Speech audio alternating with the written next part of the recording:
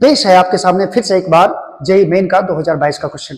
देखो बच्चों, एक प्रोजेक्टाइल मोशन है जिसमें इसका हॉरिजॉन्टल वेलोसिटी दे रखा है आई कैप के बराबर होगा, तो इसका वर्टिकल इनिशियल वर्टिकल वेलोसिटी पूछ रहा है, जबकि प्रोजेक्टाइल मोशन का इक्वेशन दे दिया है बच्चों y equal to 5x into 1 - x के बराबर।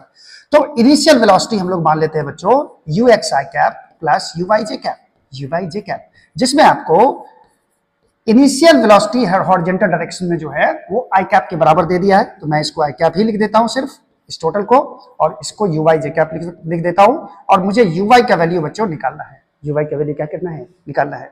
प्रोजेक्टाइल मोशन का इक्वेशन दे रखा है बच्चों y बराबर 5x इंटू 1 - x।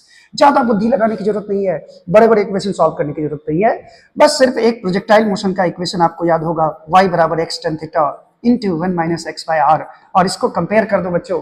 कंपेयर करने से आपको क्या मिलेगा, कंपेयर करने से मिलेगा आपको, मैं कलर चेंज कर लिया, tan थीटा।